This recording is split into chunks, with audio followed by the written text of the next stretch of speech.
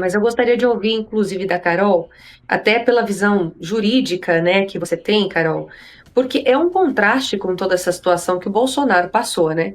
Enfim, ele fez cirurgias, né, depois da facada que ainda ele levou, documentados, laudos comprovados, enfim, Moraes, né, que fica ali em cima, exigiu meses de análise, chegou a contestar, inclusive, esses laudos. Né? Então, um processo burocrático, um processo longo, um processo que trouxe dor, não só para ele, mas para toda a família também, né, Carol? Mas eu acho que esse caso fala muito mais sobre o Moraes do que sobre o André Mendonça, né? O André Mendonça é o relator do caso Mastro e o Moraes para o relator ali da suposta trama golpista ali. E o objetivo do Moraes é torturar não só o Bolsonaro, como todos os outros presos, inclusive os presos do 8 de janeiro, né?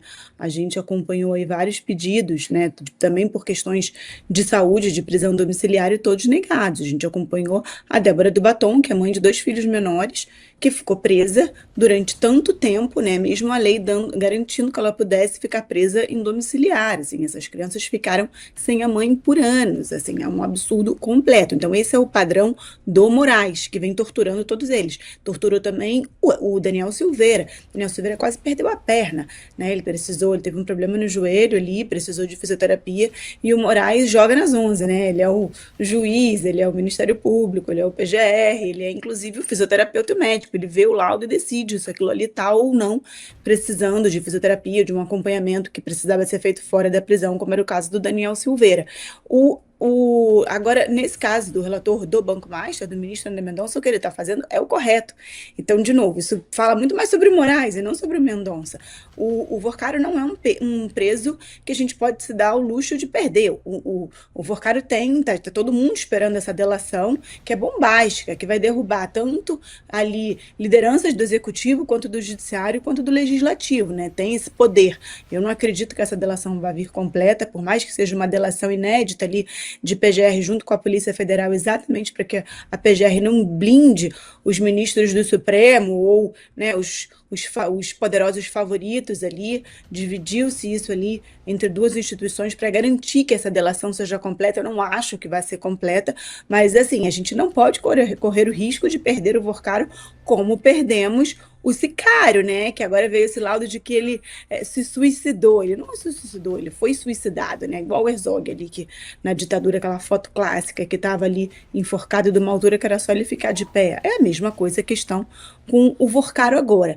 Agora, se ele tá ou não com problema de saúde, não cabe a mim julgar. O ponto é que o que a gente está assistindo desde o dia que ele foi preso é uma pessoa que não tem a menor capacidade emocional de estar preso. Como a gente assiste, por exemplo, com o Felipe Martins. O Felipe Martins é uma rocha, não vai delatar ninguém, tá ali pleno esperando que se prove sua inocência. O Vorkar é uma pessoa completamente diferente, entrou ali, já começou a esmurrar a parede, então deve estar sim com problemas emocionais, psíquicos e está urinando sangue. Então, cabe ao ministro André Mendonça avaliar isso e, sim, se for necessário, colocar em domiciliar. Agora, o que não dá é para a gente perder mais um aí na prisão. Olha só, o STJ soltou essa pauta aqui é uma bomba, né, literalmente. Polícia Federal pediu uma nova prisão e o dono da Choquei, né, MC Rian e Pose voltam para cadeia. Olha só, o STJ soltou, né, o MC Rian e MC Pose, dono da Choquei, por erro de prazo da Polícia Federal. Horas depois, a PF pediu uma nova prisão e os três voltaram para a cadeia. A defesa já anunciou recurso, inclusive, tá? Eles dizem o seguinte, entre aspas, a decisão nem cita o nome dele. O contraste que o Brasil precisa ver. Marco Alexandre, ex-PM do 8 de janeiro, ficou 2 anos preso, gente.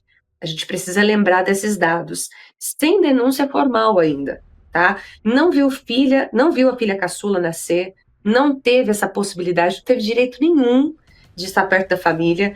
E a lei é a mesma para os dois casos. Só que não, né? Não se aplica. A justificativa para a manutenção da prisão dada pela Polícia Federal é a seguinte, ó. A PF, no entanto, representou pela nova prisão dos acusados. Segundo a corporação, a manutenção dos presos se faz necessária para assegurar a garantia da ordem pública e a aplicação da lei penal. E aí o que acontece? É como dois moradores, né, do mesmo condomínio que infringiram o regimento. né? Um sai em dias, porque o síndico errou o prazo da notificação, e o outro fica meses ali esperando sem nem saber exatamente o que fez. As regras, teoricamente, são as mesmas, são iguais. Mas quem aplica é que faz a diferença, né? Esse é o grande ponto e o X da questão. Enfim, o STJ soltou o MC Rian e Pose por erro do prazo da Polícia Federal. Marco Alexandre ficou aí 2 anos preso, sem denúncia formal. A lei é a mesma, gente. Vale lembrar isso. Por que o STJ agiu rápido num caso? Eu gostaria de ouvir a Carol especificamente nesse caso. E no outro, demorou anos. Carol, qual que é a sua análise jurídica sobre essa situação? Não sei fazer análise jurídica desses casos, não. Eu também sou analista política, acho que só análise política que cabe hoje para analisar esse tipo de coisa, STF, STJ. A mesma coisa com o Oruan, né, que é com uma ligação direta com o Comando Vermelho, ali preso por apologia ao crime, que foi preso, foi solto, foi preso, foi solto. Agora já até me perdi se ele está preso ou solto, mas acho que preso. Mas a rapidez com que essas pessoas são presas, assim, os argumentos, né, que isso seria perseguição, a cultura da favela.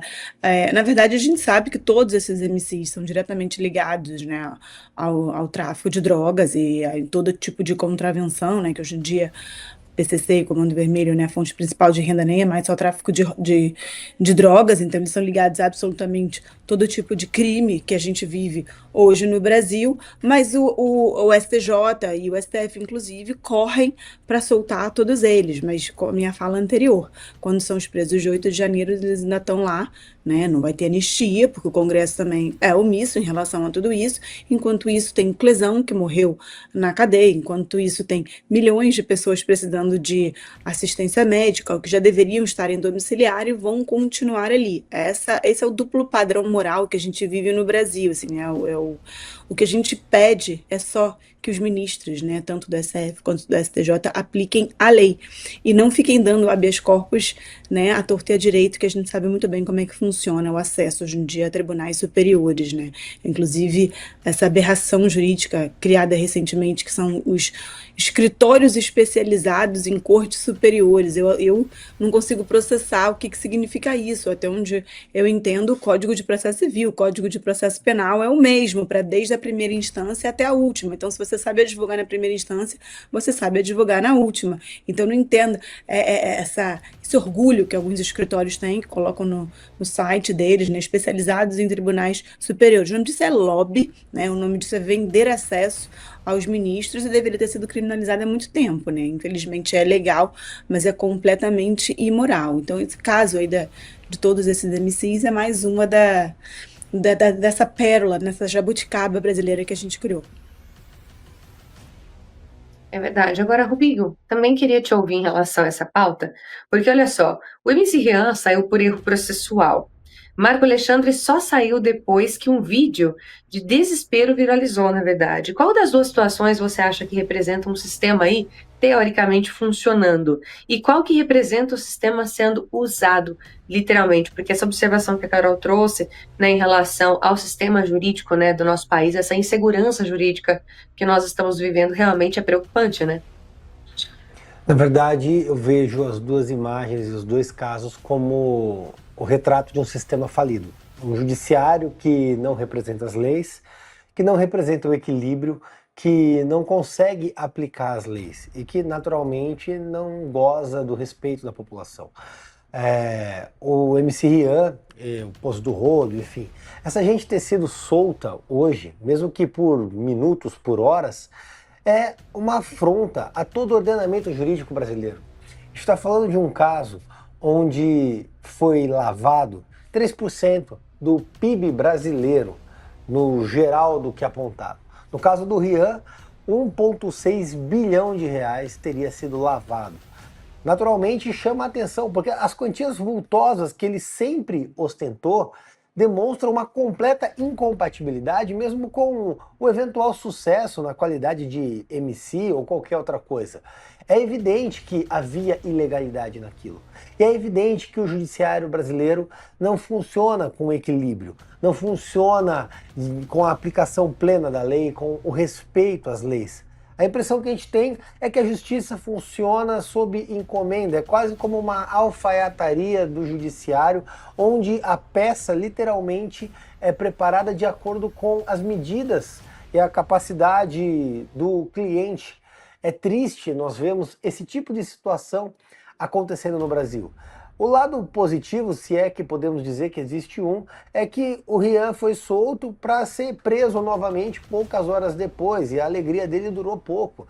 A questão é que nós temos outras pessoas, como o caso citado, que permanecem presas por anos, sem qualquer fundamento. E nunca é tarde lembrar dos presos do dia 8 de janeiro, que permanecem sequestrados sem ter sequer a perspectiva de aplicação de justiça, sem ter a perspectiva de um julgamento justo e sem terem sido sequer processados, com uma norma criada de acordo com o tipo que foi inventado para eles. É triste, mas é a realidade do Brasil.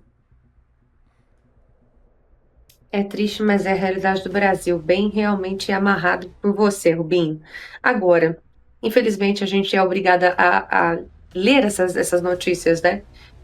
Mas vamos seguindo aqui as pautas, porque, enfim, olha só, Júnior Lima responde boatos sobre sexualidade.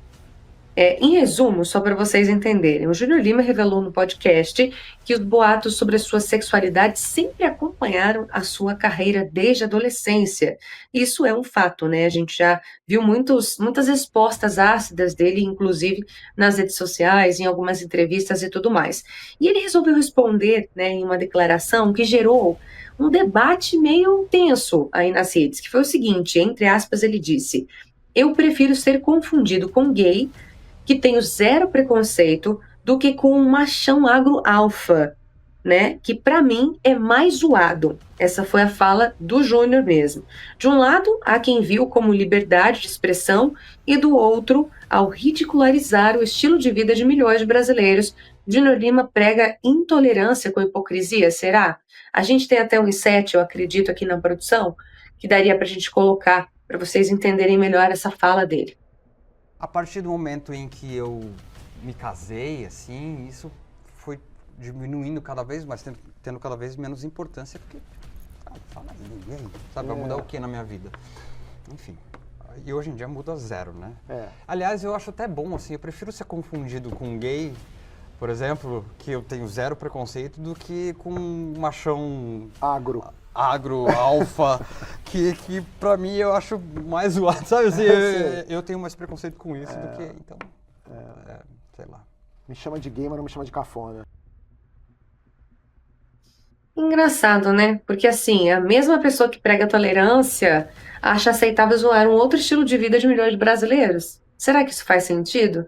Gostaria de ouvir Carol Esponza em relação a isso, porque, sinceramente, Carol, uma pessoa que defende essa liberdade toda, teoricamente, ele não pode afirmar que ele tem preconceito com alguma coisa, né? Eu só fiquei curiosa aí, o que seria um macho agro?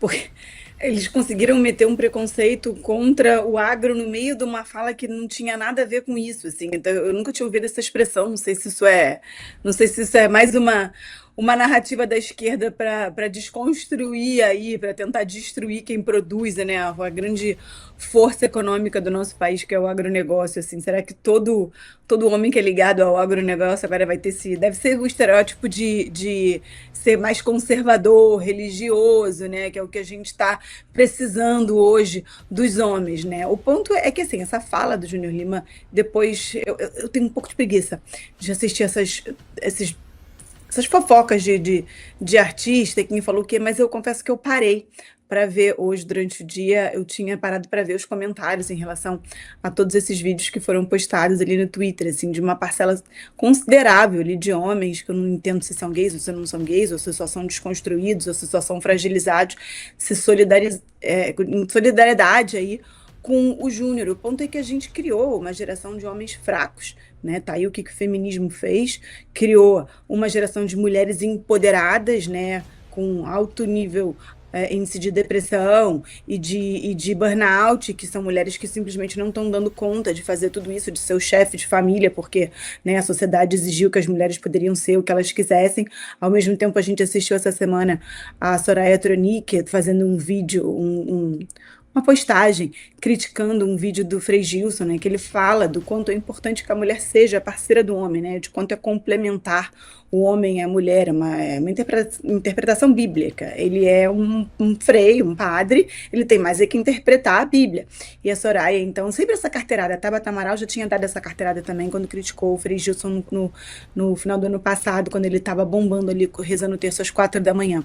Venho de uma família católica, você primeiro precisa dar o seu lugar de fala ali para depois, né, fazer a crítica que faz, assim. É tudo uma narrativa conjunta ali, de diminuir os homens que rezam, diminuir os homens que são conservadores, de diminuir os homens que se colocam nesse lugar de chefe de família, que cuidam da família, que deixam que a mulher trabalhe se ela quiser, se não quiser, eles são responsáveis pelo sustento da família. Acho que isso que é o macho alfa. E hoje são homens frágeis, né, que têm medo de assumir seus verdadeiros papéis, então eles vêm com essa narrativa de que prefiro ser esse cara aqui confundido com um homem fraco, né, que na verdade é o que confundem o Júnior, né? Ele é o fraco da relação ali entre Sandy e Júnior. A Sandy seria a mulher muito mais forte da dupla e o Júnior fica ali na sombra da Sandy. Então, como ele nunca conseguiu mostrar o lugar dele, ele prefere se assumir fragilizado. Acho que igual eles são vários, esse é o fracasso da nossa sociedade, é por isso que a gente está no buraco moral que a gente está. Muito bem colocado, viu, Carol? Muito bem colocado. E por falar nesse debate sobre masculinidade, família, enquanto alguns ridicularizam, né, esse estilo de vida, outros estão construindo espaços para fortalecê-lo. E é o caso do ator Juliano Casarré. Enfim, para quem não sabe, Juliano Casarré criou um evento para fortalecer homens. E ele diz o seguinte, que ele foi cancelado várias vezes por defender que homens e mulheres têm papéis diferentes, que é o que a Carol acabou de falar também, né? Em resumo, o ator anunciou um evento que chama O Farol e a Forja, com palestras sobre liderança, empreendedorismo e vida espiritual voltadas ao público masculino especificamente. Ele disse que os homens estão fragilizados, né? E na sociedade atual, obviamente, ele assumiu o seguinte: sabia que a inteligência artificial, né, enfim, pode apanhar, e ele criou exatamente esse evento justamente por conta disso. Os maiores críticos, inclusive, são em sua maioria os atores da Globo, especificamente. Olha só, é delicada a situação. E eu gostaria de ouvir o Rubinho também em relação a isso, principalmente porque ele está no lugar de fala, né, como homem, hétero, enfim. Porque que quando o tema é masculinidade, família, né, vira essa controvérsia automática, Rubinho? Qual que é a sua visão sobre isso? Porque tem coisa que é como ela realmente é, não tem como ser debatida, né? Pois é, a gente vive hoje um momento de desconstrução do que é ser o homem e de demonização. O ator Juliano Casarré, ele criou um curso que, pasmem, ele visava valorizar o papel fundamental do homem na família, trazer responsabilidade para o homem, trazer a construção, trazer a consciência, trazer um pouco de fé no momento em que a masculinidade ela é completamente demonizada. E algumas artistas, como a Marjorie este ano, entre outras, passaram a dizer que o Brasil tem índices de feminicídio. E aí eu me pego pensando, por que um curso que ensina o homem a ser responsável dentro da própria família prejudicaria, de certa maneira, ou contribuiria para o aumento de índice de feminicídio? Isso soa patético, porque o que existe é uma construção de que o fato do homem ser homem o torna um feminicida, o que é um absurdo, até porque desde criança você aprende que homem que bate mulher não é homem, é covarde. E o que falta é a sociedade entender que o homem tem que ter orgulho de ser homem, cumprir o papel dele, ter palavra de homem, ter brio, ter honradez, respeitar a esposa, respeitar as mulheres, respeitar a família. Se ver um homem fazendo mal para uma mulher, ele vai lá e cessa a agressão que essa mulher está sofrendo. O homem existe para transmitir segurança. E qualquer cidadão que não cumpra esse papel, ele não honra o que ele tem entre as pernas. Desculpe o termo, mas é um termo antiquado que vem sendo, é um termo antigo, perdão, não antiquado, que vem sendo rechaçado, que faz parte de uma cultura de demonização dos homens. E aí, pegando o tema anterior, me espantaria se alguém achasse que o Júnior Lima, o famoso irmão da Sandy, é um hétero agro, como ele bem disse. Muito pelo contrário, é uma figura completamente desmasculinizada. E ainda quer criticar o macho agro, que me parece que é o cara que usa uma calça e uma camisa, que seria o papel de um homem tradicional, de um homem raiz, um homem viril, um homem que tem testosterona, que vem sendo cada vez mais ridicularizado na sociedade, porque o sistema como um todo, o establishment, a imprensa, a comunicação, os artistas, insistem em demonizar. As novelas demonizam o papel masculino. E já passa da hora das pessoas e dos homens cumprirem o papel, como o do Juliano Casarré, para exaltar isso e impor nos homens o papel que é deles na sociedade, que é de responsável, de provedor, de protetor. E isso precisa ser resgatado, inclusive para cessar os animais, os covardes, os agressores que insistem em agredir as mulheres. Pois é, gente. Estamos sabendo aí que vocês foram agredidos em um campus na universidade, aí o FMG. Meu Deus, que absurdo isso.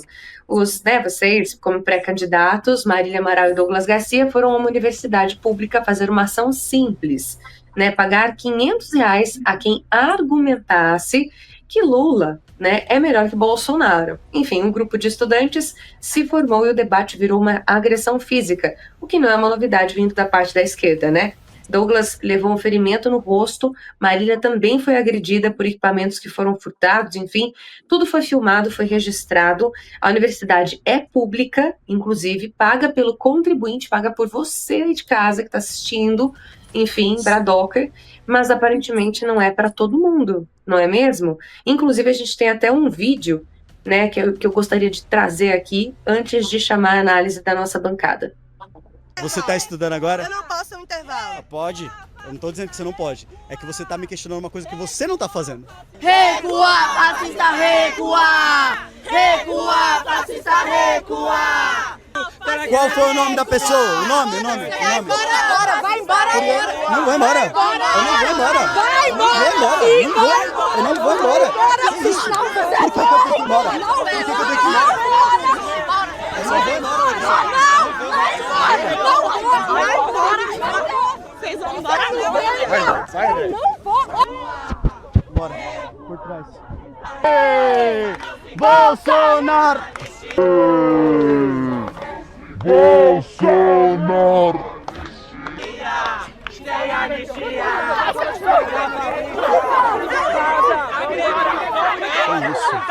Você tá bem? Tá bem? Você tá bem? Você tá bem? Você tá bem? Você tá bem? Você tá bem? Meu Deus, gente, é inconformante esse tipo de coisa, Gostaria de ouvir o Douglas, especificamente, Marília. O que aconteceu ali, gente? Eu acompanho vocês nas redes sociais, e eu sei o quanto vocês enfrentam, os desafios aí em relação à esquerda, que não é a primeira vez, que esse tipo de agressão acontece com vocês, infelizmente, mas é a única maneira que sabe realmente argumentar, vamos dizer assim, partindo para o físico, para agressão física. Conta pra gente essa experiência de vocês, que com certeza não foi das melhores, Douglas? Com certeza, Laisa. Infelizmente, isso aconteceu na Universidade Federal de Minas Gerais. Nós temos o direito de ocupar aquele espaço, porque é um espaço público, é um espaço que é pago com o meu imposto, com o seu imposto, e nós somos apenas para abrir o debate. Um debate que deveria ser democrático, deveria ser um diálogo respeitoso entre ambas as partes, mas infelizmente a gente sabe como é que a esquerda funciona. Eu não abri mão de estar naquele espaço, porque não é simplesmente gritando mais alto que eles vão me intimidar. Eu mantive os pés firmes e fiquei lá, eu consegui enfrentá-los, reagir às devidas agressões proporcionalmente à medida que elas vieram, porque a gente não tá ali para querer violentar ninguém, mas a gente também não vai apanhar de graça, viu, Laís? Eu acho que já passou da época da gente marcar o nosso espaço, nosso direito de existir. Eu vou usar aquilo que a esquerda sempre falou, Eles enchem a boca para falar sobre direito de existir, quando na verdade quem está sendo atacado, o direito de existir que está sendo atacado, é justamente o nosso. Então eu estive lá junto com a Marília, ela vai saber falar também todas as agressões que sofreu, ela principalmente, mas assim, um nível de covardia surreal que aconteceu na Universidade Federal de Minas Gerais. Vou deixar desenrolar mais, daqui a pouquinho trago mais detalhes para vocês sobre esse caso, mas eu gostaria mais de ouvir mesmo os detalhes vindo da própria Marília, que foi a principal atacada, nesse dia. Realmente a gente nunca espera que isso vá acontecer no ambiente acadêmico, né? Nós levamos um debate, como eu tenho levado para as ruas de Belo Horizonte, para as ruas de Contagem, e ainda mais nesse ano que a gente vai viver aí uma corrida eleitoral. E a decisão das pessoas, elas impactam na nossa vida. Então, a gente tentou fazer o trabalho de conscientização. Em muitos dos vídeos que a gente grava, a gente consegue mostrar para a pessoa que o que ela defende não condiz com o voto que ela está dando, né? Não condiz com a pessoa que ela está votando, né, no histórico recente. Então, esse trabalho é muito importante e a gente não faz ele com o intuito de arrumar briga, de caçar confusão. A gente faz isso com o intuito de realmente debater, mostrar a verdade, mostrar dados. Coisa que está em falta no Brasil hoje. A gente sente falta de pessoas mostrando dados para as pessoas, de fato, nas ruas. Então a gente foi levar esse debate para o UFMG, que é um ambiente acadêmico. Nós já fizemos, né, o Douglas em mais universidades. Eu fui recentemente na Universidade Federal de Lavras. Então a gente estava seguindo o mesmo propósito: levar um debate de qualidade, né, para levar informação para as pessoas e para discutir também com essas pessoas que são responsáveis pelas escolhas que o país vai sofrer aí nesse ano. Então, a gente levou esse debate e a gente conseguiu debater com alguns alunos, debate de qualidade, mas aí foi tudo muito rápido. Logo que a gente começou a perceber que eles estavam se aproximando em maior quantidade, eles já começaram a gritar. Então, a gente teve muito pouco tempo para pensar ali em como reagir. A gente só se protegeu. E mesmo assim não foi suficiente. Eu fui muito agredida. Eu fui agredida por homem, eu fui agredida por mulher, eu fui agredida por todo mundo que tava ali.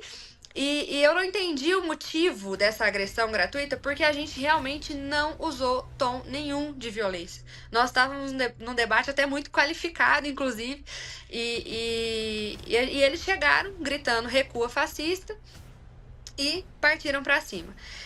Se o Douglas não estivesse comigo, eu não sei o que poderia ter acontecido. O Douglas foi quem reagiu para me tirar ali realmente das mãos deles. Eu ainda tô marcada, eu ainda tô com dor. Foram muitos chutes, né? Muitos socos. Mas se o Douglas não tivesse, ele teria sido muito pior. Então, eu faço aqui o meu agradecimento público a esse meu colega que esteve comigo lá e que me ajudou muito nessa situação, que eu não esperava viver nunca, ainda mais dentro de uma universidade. Mas foi assim que a esquerda resolveu reagir. O debate estava muito interessante, porque eles estavam à vontade para expor as ideias deles, né? Como, por exemplo, o menino que estava falando com a gente pouco antes deles chegarem a agredir, estava falando que ama Stalin, que ele é apaixonado pela União Soviética, que ele ama Stalin e que todo mundo tem um genocida de estimação. Então, é para você ver o nível de profissionais que nós estamos formando no Brasil. Então, o debate estava rendendo, mas aí eles perceberam que eles estavam perdendo na argumentação e eles resolveram partir para a violência. E foi aí que a gente fez o que pôde para sair dali com o menor dano possível. E a faculdade emitiu uma nota hoje dizendo que a gente teria que cumprir normas institucionais para que o debate fosse seguro, basicamente transferindo a responsabilidade do que aconteceu para a gente, quando na verdade se tem que seguir normas institucionais. Por que os próprios alunos não seguiram, né, Douglas? Opa, exatamente. A Universidade Federal de Minas Gerais, Laís, ela emitiu uma nota dizendo que era necessário que a gente seguisse alguns critérios sobre questão burocrática para que reduzisse o potencial de conflito sobre uma mobilização organizada dentro dos espaços da universidade. Mas a pergunta que eu faço é, como é que eles podem falar sobre reduzir potencial de conflito dentro de um ambiente onde não deveria ter conflito, você entende? Porque uma universidade não é um lugar onde você encontra torcidas organizadas, né? Uma universidade é um local onde você tem estudantes, alunos. Então, isso foi uma nota extremamente vergonhosa da UFMG e eu espero que eles não venham utilizar disso contra nós, como a USP tem feito muitas vezes contra pessoas que vão abrir o mesmo debate. E o mais Com impressionante certeza. é que... Aliás, desculpa, pode falar, Marília. Desculpa, o mais impressionante é que grande parte dessas dessas pessoas mais agressivas, né, elas falaram em determinado momento que elas são estudantes de psicologia. E aí eu fiquei pensando, que brilhantes psicólogos nós vamos formar. O que essa galera vai fazer se chegar um paciente no consultório deles um dia que pensa diferente? Como vai ser esse atendimento? Além de nos agredirem, eles nos furtaram e nos roubaram. Furto porque eles furtaram a base do nosso Bolsonaro de papelão, sumiram com a base de ferro, e roubo porque, mediante a violência, foi aos chutes e aos socos, eles tomaram os nossos equipamentos, eles furtaram, eles roubaram powerbank, microfone, estrutura de gravação, né, e bem típico mesmo da galera da esquerda, né, deve ter sido para tomar uma cervejinha depois da aula, mas, enfim, foi uma situação que a gente realmente não esperava viver dentro do ambiente acadêmico, ainda mais da UFMG, que é historicamente uma instituição muito relevante para o estado de Minas Gerais. Me acendeu um alerta gigante com relação a esses profissionais que nós estamos formando aqui no nosso estado. Não, isso realmente, além de acender esse alerta, não foi só em você não, viu, Marília? Até eu gostaria de ouvir também a Carol sobre essa situação, porque é engraçado, né? A esquerda defende, entre muitas e muitas aspas, a democracia. Mas aí, quando eles estão expostos, né, a uma ideia diferente, divergente ao que eles acreditam, enfim, eles não conseguem argumentar. Eles se perdem emocionalmente, e aí a única resposta realmente é a agressão. E realmente é assustador saber que grande parte desses alunos são, teoricamente, aí, pessoas que serão, né, formadas em psicologia. Realmente é absurdo isso, né, Carol? Bom, primeiro, boa noite, meu querido amigo Douglas. Aí falo isso sempre para ele, uma coragem que ele tem, uma paciência, assim, porque é como né, botar pombo para jogar xadrez, para derrubar todas as peças, e ainda fazer um cocô ali por cima no final de tudo, né? Eu venho já há algum tempo, eu já fui candidata 3 vezes, eu fui candidata a prefeita do Rio de Janeiro, então estou acostumada com esse tipo de debate público em universidades, né? Tanto privadas como públicas. Na verdade, essa é a realidade de toda universidade hoje no Brasil. E esse agora é o mote deles, né? Recua fascista. A gente basicamente não consegue falar. Eu cansei de fazer debates em universidades públicas com, sei lá, mais de 1.000 pessoas assistindo, e você, assim, qualquer pessoa da direita que pegue o microfone, a gente não escuta a nossa própria voz. E quando o pessoal da esquerda começa a falar, eles são aplaudidos, também não escutam a própria voz deles, mas é para serem aplaudidos ali de pé. Então, assim, não é um argumento, é uma torcida organizada. E é realmente isso, assim, a faculdade.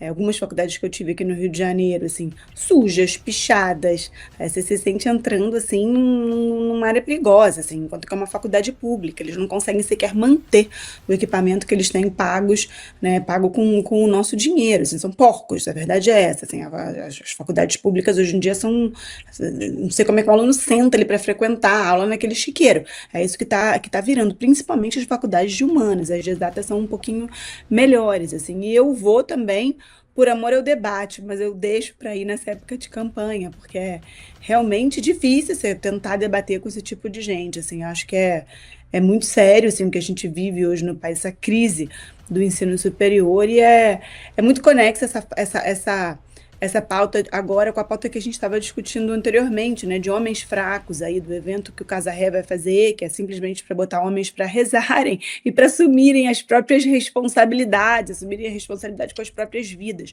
As faculdades hoje, de novo, públicas e privadas, não são só as públicas, preparam seres humanos fracos, covardes, entendeu? Que estão aprendendo a transferir a responsabilidade para os outros e ficar chorando depois. Então, parabéns mais uma vez, Marília, meu querido amigo Douglas aí, porque tem que ter estômago para aguentar isso hoje no Brasil. Com certeza. Eu queria também ouvir o Rubinho em relação a esse relato do Douglas e da Marília. Pois é, primeiro eu quero parabenizar o Douglas pela atitude. É isso que se espera de um homem, que ele defenda a mulher. Quero lamentar, inclusive, pelas agressões que foram praticadas contra a Marília, é lamentável. Só que isso, na minha leitura, é o retrato do que se tornaram as universidades no Brasil. Se tornaram antros de procriação de seres desarrazoados, de seres animalescos. A Marília disse, são estudantes de psicologia, eu não consegui conter o riso, porque são pessoas completamente descontroladas, são pessoas primitivas, que não conseguem debater com o mínimo de harmonia, com o mínimo de respeito ao próximo, e partem para a agressão. Eu fico satisfeito, sinceramente, de ver o Douglas derrubar 1, 2, 3 esquerdistas, porque essa gente não respeita, essa gente agride, essa gente ataca, essa gente maltrata, essa gente responde inclusive ao chamado do Lula, que disse que era guerra. Então isso é um sintoma do que o chefe deles fez. E a agressão que a Marília sofreu é o sintoma do que o Lula induziu essa gente a fazer. A nota da universidade simplesmente demonstra que a universidade anui com a postura animalesca desses alunos, que deveriam, no mínimo, ser suspensos, porque demonstram que não têm capacidade de convívio social. E na minha leitura, o princípio da legítima defesa, ele ainda vale no ordenamento jurídico. E, naturalmente, se alguém agride, é natural que seja agredido de volta. Bateu, levou. Parabéns ao Douglas, derrubou mais um, acho que já tem 2 no seu card de nocaute, né, Douglas?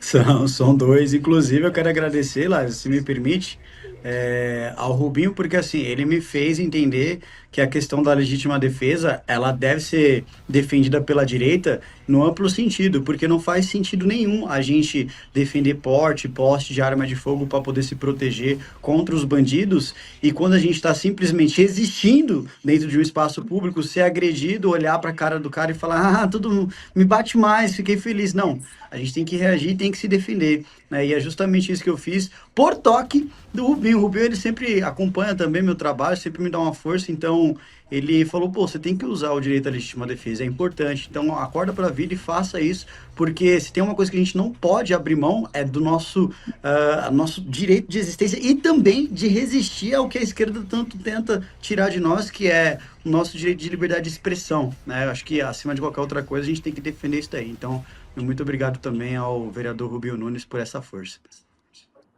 Ô Douglas, só falando um detalhe aqui que a gente comentou durante a discussão, né, antes de se tornar agressão, mas é que tem tudo a ver mesmo com a pauta que estava sendo tratada aqui no programa um pouco antes da gente entrar, que é com relação à masculinidade, né? Os homens, eles ficavam gritando lá na universidade de longe, e eles estimulavam as mulheres a irem pra cima da gente, né?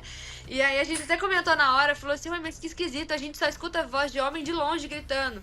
E aí, quando elas foram pra cima, é claro que depois ali eles aproveitaram a brecha da pancadaria pra também me agredir, mas no momento da discussão, da argumentação, eles ficavam gritando de longe e deixaram as mulheres irem pra cima da gente ali, num tom mais agressivo. E outra coisa também que me chama muita atenção é que eles vivem uma realidade paralela, eles vivem um mundo paralelo, né? Eles começaram a gritar, recua fascista. O Douglas olhou e falou assim, nós também somos antifascistas. Inclusive isso que vocês estão fazendo aqui com a gente agora é coisa de fascista. Então vamos gritar também. E aí a gente começou a gritar, recua fascista. Deu uma pane no sistema da galera. O tempo de reação deles é demorado. Eles pararam assim pra tentar entender, peraí, o discurso era nosso, agora eles estão usando, o que a gente faz? E ficou uma situação até engraçada, porque mostra como que realmente eles compram um discurso sem nenhum senso crítico. E aí, qualquer situação que sai do script ali deles, coloca eles em situação de dificuldade de raciocinar. Né? Então, assim, foram 2 pontos que me chamaram muita atenção. O primeiro é realmente essa questão dos homens terem mandado primeiro as mulheres irem para discussão. E também o fato de eles terem um raciocínio mais lento, porque tudo que foge do script, daquilo que é a narrativa que eles mesmos criam, tudo que foge daquilo eles não conseguem reagir de pronto, eles não têm senso crítico, eles não têm capacidade de raciocínio. E isso me chamou muita atenção. Pode ter certeza, viu, Marília, que não chama só a sua atenção, não. É pena que você teve que passar isso literalmente na pele, né? Mas isso é uma realidade que a gente vem acompanhando, já não é de hoje, infelizmente, né? Infelizmente mesmo. Parabéns pela coragem de vocês dois, né? De realmente colocarem aí, literalmente, né? A cara a tapa em relação à esquerda e lutarem pelo nosso direito, né, de expressão, lutar pela nossa democracia e realmente estarem aí na linha de frente, literalmente na trincheira, né? Então, parabéns pela atitude de vocês e gostaria de agradecer a presença de cada um de vocês. Gostaria de agradecer a presença da Carol, do Rubinho, do Douglas, da Marília. Muito obrigada, boa noite para vocês. E a gente espera, né, obviamente, contar com vocês em outras edições. Vou deixar a Carol se despedir, na sequência o Rubinho, o Douglas e a Marília. Bom, boa noite. Até me perdi que essa semana eu entrei 2 vezes. Até semana que vem. Sempre um prazer estar aqui com essa bancada incrível. Boa noite, obrigado mais uma vez pela oportunidade, para todos que nos assistem, para quem quiser me acompanhar também, @robinhonunes.sp em todas as redes. Um abração. Boa noite, pessoal. Muito obrigado a todos pela audiência. Para quem quiser me acompanhar, Douglas Garcia SP em todas as redes. Deus abençoe. Boa noite, gente. Obrigada pela oportunidade de estar aqui, de contar como foram os fatos, né, realmente. E pra gente é muito importante, né, ter esse espaço para contar como as coisas aconteceram. Então, obrigada a todo mundo, obrigada pela audiência. Deus abençoe cada um de vocês.